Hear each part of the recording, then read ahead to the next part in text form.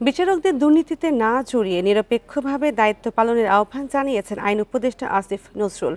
বিচার বিভাগের নানা সীমাবদ্ধতা থাকলেও এর মধ্যেই সুষ্ঠু বিচার নিশ্চিতের আহ্বানও তার। সকালে বিচার প্রশাসন প্রশিক্ষণ ইনস্টিটিউটে সহকারী জাজদের প্রশিক্ষণ কোর্স উদ্বোধন করে এসব কথা বলেন তিনি।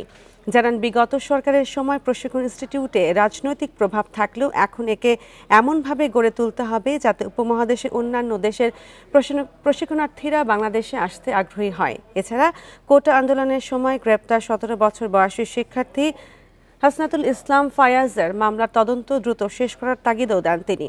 এর আগে এই প্রশ্নে আইন মন্ত্রণালয়ের পক্ষে কিছু করা সম্ভব নয় বলেও জানান অন্তর্বর্তী সরকারের এই উপদেষ্টা। প্রাণ সসের মাখামাখি টেস্ট নুডলসকে করে তোলে আরো ইয়ামি আরো জোস। প্রাণ সসের বাট এই আইনগত সংস্কার বা নীতিগত সংস্কার এগুলো কোনো কিছুই মিন করে না যদি প্রায়োগিক ক্ষেত্রে তোমরা এটার অ্যাডভান্টেজ নিয়ে মানুষকে প্রতিকার না দাও। তোমরা যদি চাও তোমার প্রতিদিন তোমার 2-3টা ভালো কাজ করার স্কোপ তোমার বিচার অঙ্গনই তোমার মধ্যে থাকবে। এই আনন্দটাই তোমাদের জীবনের সবচেয়ে বড় প্রাপ্তি এবং প্রত্যাশা হোক, এই আশাবাদ ব্যক্ত করে আমরা